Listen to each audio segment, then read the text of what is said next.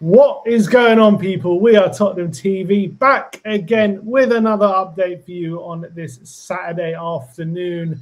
I hope you're all gearing up. Oh, I don't know if you can hear that, some children shouting. Maybe it's just me. I hope you're all gearing up for the big fourth place playoff tonight in the World Cup. England taking on France. It's the game we're all looking forward to. Maybe England can finally get some silverware or bronzeware, should we call it, if England get over the line tonight against France. I'm sure everyone's going to be tuning in. As you can see, there is no Ben on the update today, but fear not, we have put the bat signal out, and here is Brian Daigle on the update today. How are we doing, Brian? Someone say an upgrade. I'm not going to say who. I am delighted to be back. I'm delighted to be with you. I think I might be asleep during the England game because I've got work this evening. We'll see. But most importantly, all roads lead back to Tottenham. So that's the main and important thing. I think I might be asleep during the England game and I don't have work. So I think there we go. There we go. All right. So quite a few stories to get through today. We're going to talk first about the story that broke last night from David Ornstein. And that is about Lucas Bergvall. Very interesting story about Lucas Bergvall yesterday. As you can see on screen, David Ornstein reporting, let me just get him up. David Ornstein reporting that Newcastle have had a 46 million offer for Lucas Bergvall rejected. Spurs, he also says Spurs will consider a sale at the right price. Lucas Edwards from the Telegraph has chimed in. He says, I don't think that the Lucas Bergvall deal will progress at the moment. Newcastle have been offered the player, but are not interested at the current asking price. Things can change as ever, but that's where things stand today. They've got other deals lined up, and the focus is on Newcastle. Say Newcastle. Lee Ryder, who's a new journalist up north, he says, he claims Tottenham's financial situation is understood to have changed after splashing out on Sandro Tonali. Newcastle were offered Lucas Bergvall by Spurs as they looked to drum up funds and inquired on a price. There is interest, but no deal done yet. High-level talks have taken place. Newcastle are also working on other deals. So interesting that David Ornstein claiming Newcastle coming with a £46 million bid and rejected. Obviously, we have heard Nottingham Forest have had a £38 million bid rejected, whereas the Newcastle journalists are trying to claim it's more Tottenham pushing Bergvall on Newcastle, and they're trying to drum up interest in sales, and it's not the other way round. And we're maybe a bit more strapped for cash than we could have been due to the signing of Tonali. £46 million, Brian. You surprised you rejected that? No, I think they're holding out for 50. We're getting closer and closer. First of all, Lee Ryder is the Geordie equivalent of Pinocchio with the stuff he's coming out with. Spurs in cash crisis. We're bloody well not. We got told he's not for sale. We got told he wants to go. Then we got told by sources that Spurs do not want to sell him. And I thought, yes, they do. Or they will if an offer comes in. And I just can't see where he's going to get first-team football. I can't see where he's going to get first-team football. I think he's a player that we can get a big return on. Could he go on to have a bright future? Yes, he could. For Newcastle side, I think Forest are clear, from what we're reading, are clear favourites to probably try and land him. But for Newcastle, this sounds like a Tottenham, if the right opportunity comes along and if other deals fall through, they'll return to this one. I think getting 46 million for him will be great business. But I think, like we said, we're hearing they've turned it down. Spurs are wanting higher. I think they'll get higher, and it'll be great business from Tottenham. Yeah, I think it's always very good if Newcastle are in for him, and if Newcastle are could create a bidding war with them and Nottingham Forest, and obviously they both drive the price up, kind of forward scored for each other.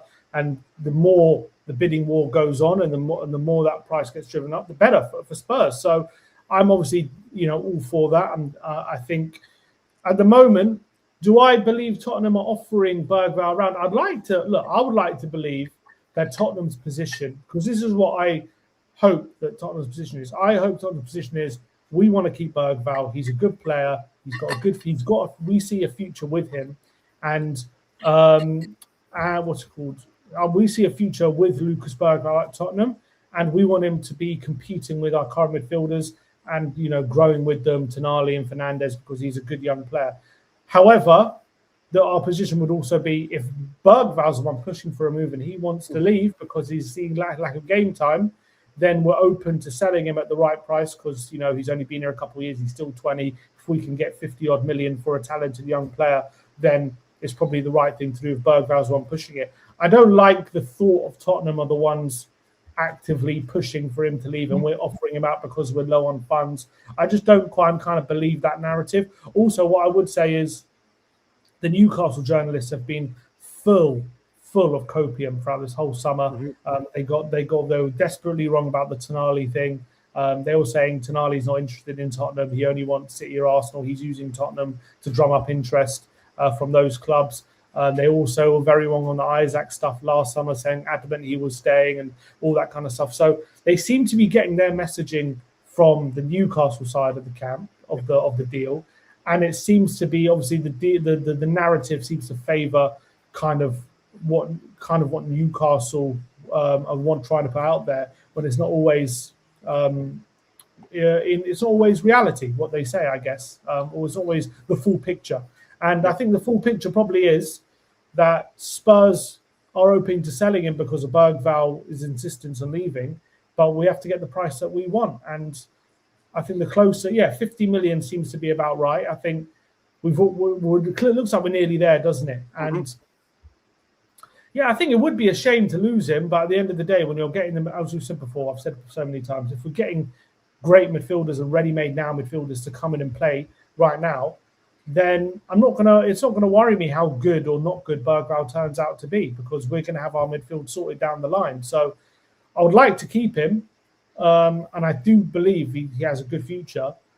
But if in 3 years' time he becomes an amazing midfielder, it won't bother me if we've got our midfield sorted. If we've still got Tonali and Fernandes, who's Fernandes, by the way, only 1 year older than Bergvall. If he turns out to be better than Bergvall, that's all I care about. You know what I mean? Exactly. I mean, it's saying something if I'm the one to say for this window and this window only, I don't believe for one moment that we're low on funds. If you said this to me at any other window, you know exactly what my reaction would be like. I don't believe that for an absolute second. I think there's plenty of funds available. Obviously, we've splashed it recently. We've heard that forward lines where we're ready to pay big money. Could be one with obviously someone we're going to talk about momentarily and imminently coming to this football club. Bergvall going, I think Spurs will be smart enough, like Vuskovic, to put on a buyback clause or a sell-on fee, whatever you want to do. Yeah. He's been here now, 3 years? Yes, this will be his third year. If he was here we signed him in the January of his first season. So he's had two full seasons. First season he looked good playing in an attacking Postecoglou team. And then last season, injuries. I don't really think he did a lot when he had the opportunities. Whether you want to say Thomas Frank hampered him could be very, very true. But De Zerbi didn't really want to play him, did he, at all, in a forward playing football? And if we get, like I said, these clubs that sell players that could have a good future, if they go on to have a good future, they're like, okay, we dropped the ball on that one. We're not waiting around anymore. We've had this, and that he has stated that he wants first team football for whatever reasons. He wants a new challenge. So Spurs should do everything to get him out the front door. They should be like, right, you're not welcome here. You don't want to be here. We'll get you out and we'll move on to something bigger and better. And Spurs this summer have moved on to bigger and better. So if he goes, as even Drago says in Rocky, when he goes, if he dies, he dies. If he goes, he goes. End of. I'm not going to lose a wink of sleep. We thank you for 2 years. I wish you all the best, but Tottenham come first.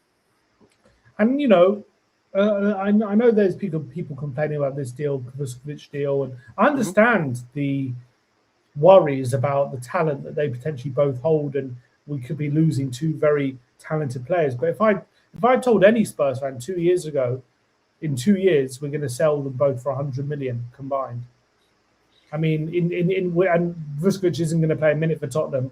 Bergvall's going to play 2 seasons for Spurs, and and at 20 years of age, and Vuskovic at 19, we're going to sell them for 100 million. I mean, you can't argue that's anything but really savvy business. Not just that, Tim. Add to that as well with what you just said 2 years, and then you said, but also Spurs have got Van Hecker, Tonali, and Fernandes through the door. Yeah. Then you're like, okay, first of all, what planet are you on? But then obviously you come in, like you said, it's £100 million for what? 32 million outlay. I think it was 16 for both, around that. So huge profit that is going to get pumped back into the team, which I believe this window with what they've been doing, with better players. And like you said, he could go on to be a great player, but how many times have we heard this recently in recent years? Wait a couple of years till this one develops. My God, they're going to be the cream of the crop, and it doesn't happen at Spurs. So if I'd rather we sell for big money when we can and go, oh, look what he's turned into, rather than hold him for ages. Then they leave at the end of their contract or with a year left for next to nothing, and Spurs get to rebuild. I mean, but you put it this way, like, I would rather sell Bergvall 50 million and sign Tonali than hope Bergvall turns out as good as Tonali. You know what I mean?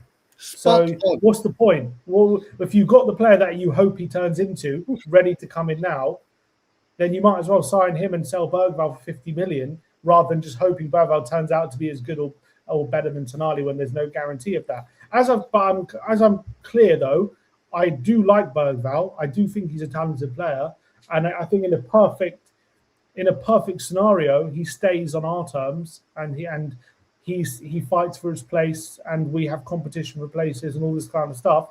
I would prefer that, but if Bergvall, but I understand Bergvall's point of view. He's probably looking at the situation, thinking he's already had 1 year of stagnation last year under Frank. Next season, we got no Europe. We've just signed these 2 midfielders for massive money.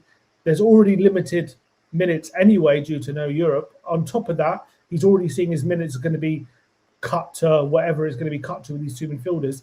And he's just had a year of stagnation. So can he afford to stay another year and risk stagnating even further? He can't have another year like he just had, because then all of a sudden that's 2 years stagnating, and all of a sudden your career can start getting derailed after that. You know what I mean? If you let that go on for too long.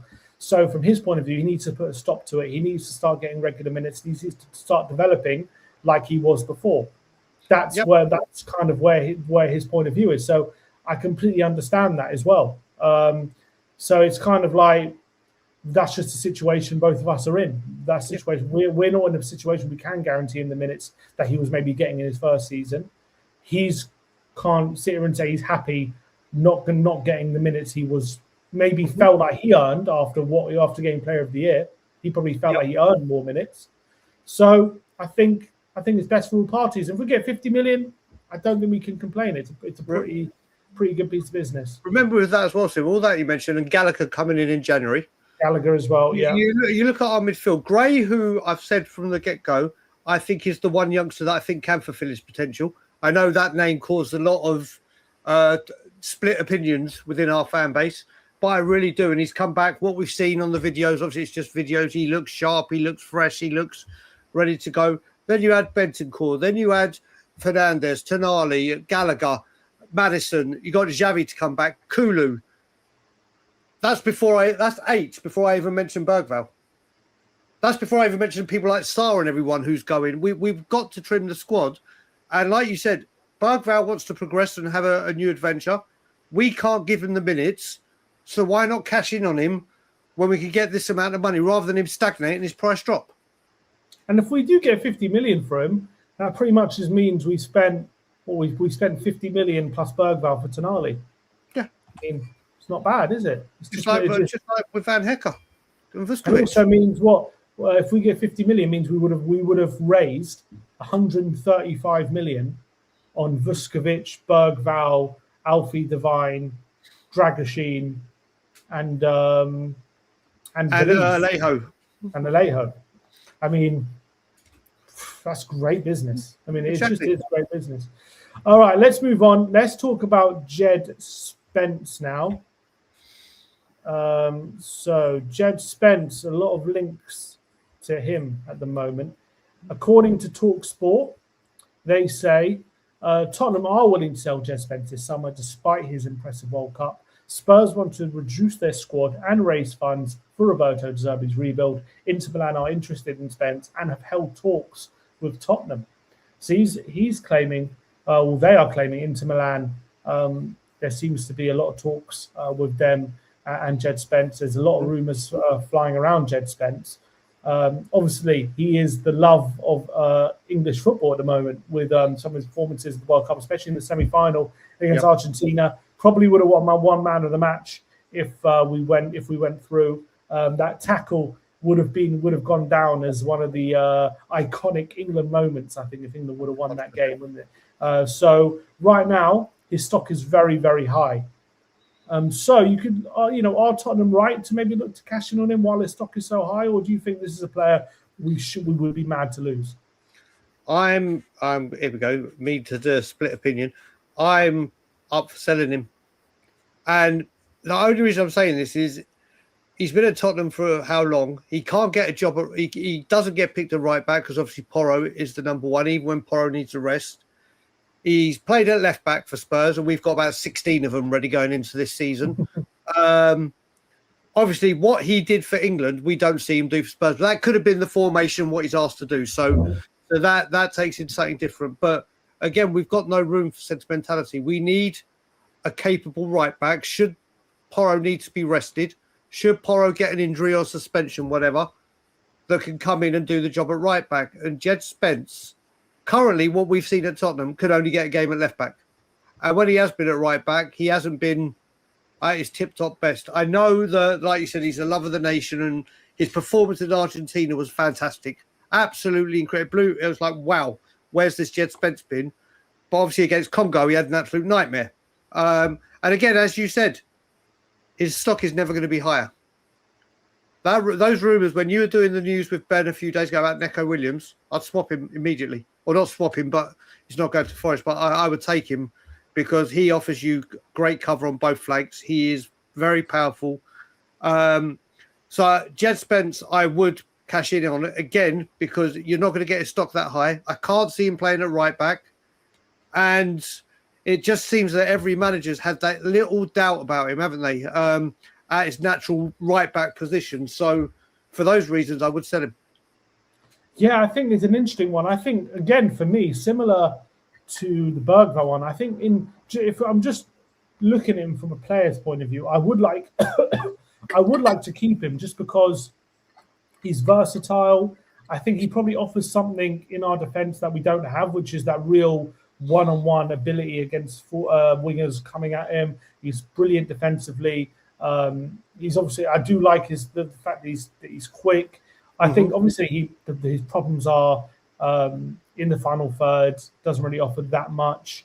I do think sometimes in general play he can be a bit lost. I think he is a very good ball carrier, but he doesn't have like the vision of Porro, stuff like that. And in build up, I don't think he's phenomenal in build up. So that's maybe, there are rumours that De Zerbi isn't like his biggest fan. So I wonder if, maybe because he's a very kind of individual player. You know what I mean? When you ask him to do very individual things, tackle this player, carry the ball by yourself, use your pace, run down the line, those kind of things, he is very good. But when you ask him, to be a bit more of a, part of the unit, when we talk about defensively, I don't talk about him like being organised in a back four, always holding the line,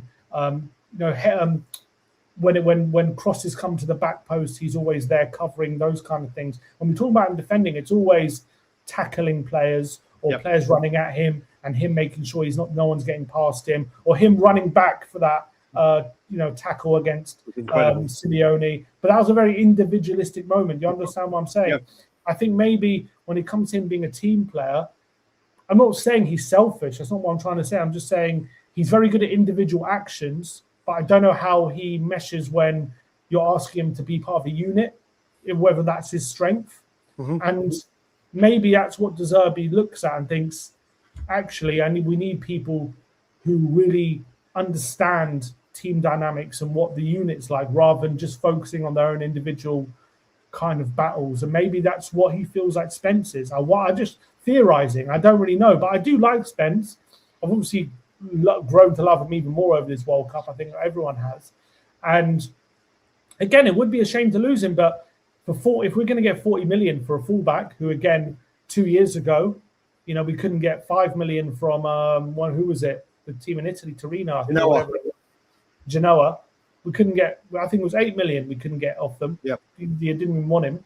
And we've now built he's now built his way up to being at a World Cup, and fair play to him. He's done it all himself. He's been 100%. Brilliant in the way he has fought his way for his career, because his career was threatened to go nowhere. When he was getting kicked out by Leeds, and Conte, called him a club signing, and Genoa didn't even want to pay 8 million for him. So all those things, he had to battle against, and he's been proving people wrong the whole time. So I do like his mentality, but yeah, I think if we do get the offer for 40 million, and maybe if we can get someone in who's more maybe comfortable covering for Porro, who's more maybe someone who works better in a team, maybe that's what De Zerbi is looking at and thinking we could maybe want a more technical player, someone who's more suited to how we're going to play under De Zerbi. Because maybe even these inverted fullbacks, he thinks Spence isn't quite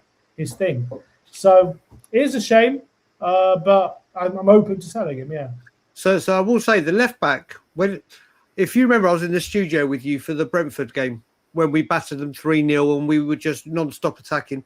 Djed Spence was doing exactly what he did for England in that game. He just was constantly down the left, running, and taking on players. But obviously, we know on his left foot he'd lost confidence, and he'd always stop and check in. Well, when he came on, I think it was against Mexico, and when he came on, or against Norway, and then started, he was doing things that was like, oh my God, where has this Djed Spence been? And then we're talking about what he's been. There's got to be a point now where Djed Spence goes, do you know what? I need to kick on my career. I've been here for XYZ. What's it now? Since Conte. So what are we talking? 4-5 years now he's been? 4 years. This will be his 5th year as a Spurs player. I think he signed 2019-20, didn't he? When we had the... this will be his 5th year. This will be his 5th year coming into it, yeah. So you look at it, I don't know if you look at it, he's been called a club signing by Conte. Only got played by Ange to begin with when Porro got injured and had to bring him, or Destiny, and they brought on. So then obviously with Frank was playing left back because Destiny and whatever. Then obviously the same with Igor Tudor and De Zerbi, and he played Porro and Destiny as soon as Destiny was fit. At some point he's got to say, right, I've got the World Cup, what I've just achieved in the bag. Now surely is the start where I go somewhere and I start, because he's not going to start for... If you look at it, I just don't see where he starts for Tottenham. It won't be right back. It will be Porro. And Porro's had an excellent World Cup, an absolute incredible World Cup. And I can't see him in De Zerbi's lineup. Whether he should or shouldn't is another thing. Over Robertson, Destiny. I just can't see him getting a game. So Djed might be like, right, now's the time. So we've got to take that into account as well. Yeah, I think you're spot on. I think his agent must be saying, you just got an unbelievable World Cup. There's a lot of attention on him right now. Now's the time to try and engineer a move to a club where you will start every week and you can show off your talents, and then you can start building your profile even higher. And I do think there's going to be a lot of interest in him. There will be. And I know Inter Milan are saying are interested. I think there'll be a lot of Premier League clubs who are looking at Djed Spence. I think there'll be a lot. I think pretty much anyone outside the top 6, maybe even some top 6 clubs, but definitely any team outside the top 6 will probably be looking at Spence saying he's worth having. It's worth putting the money down. So I think he's going to have a lot of interest, and he can probably get a lot higher wages. And he'll probably go somewhere where he feels like I'm the main fullback. Exactly. The only thing I want to add with this is if we do sell him, if he does, when was the last time Spurs had a window where they were selling players at a profit? Normally it's where we sign our key asset, like a Kane, a Modric, a Berbatov, whoever it may be, that we sell them at a premium. Normally it's last year their contract, or we take the hit. Well, now, whether we like it or not, whether we fans are a Spence fan or not, Spurs are doing what we said. Why aren't we selling players and making money on them? If they're not part of the manager's plans, he will have to pay the price for it. This season, if things go haywire or wrong, this ain't the board's fault. This is 100% on De Zerbi this time, because the board are giving him what he wants and he sanctioned the sales and everything. But when was the last time, Sim, that we were selling players on multiples at a premium, at a profit? I can't remember the last time we've done that. The last time I think we've done it, probably a long time ago. But again, you're talking about selling Robbie Keane, Jermaine Defoe, Berbatov all in one window. That happened. Yep. That's in terms of selling fringe players like we are now, or players that we want to sell for a profit, I can't remember. When the last time that was happened so consistently. It's been I think we're doing a great job structuring these sales as well in a way that suits us and getting the right price. So yeah,